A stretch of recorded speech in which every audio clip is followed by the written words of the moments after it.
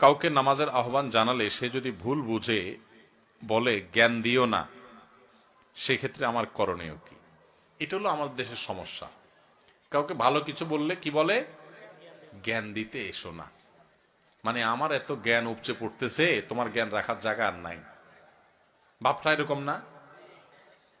মানে এটাকে বলে চুরি চুরি আরো সিনাজুরি। নামাজ পড়ে না বেনামাজি, আরেকজন যখন নামাজের আহ্বান করছে বলবে ভাই তোমার শুক্রিয়া, থ্যাংক ইউ সো মাচ, তুমি আমার একটা ভালো কাজের কথা বলছো ভাই, ঠিক আছে দোয়া করো, আমি চেষ্টা করি ভাই। এটা না ইমানদারের কথা। আর জাহেল এবং মূর্খ মানুষের কথা হলো ভাই জ্ঞান দিতে আসিস না এত। তার মানে তোমার জ্ঞান আছে, তোমার জ্ঞান থাকলে তো তুমি নামাজ পড়তে যাইতা।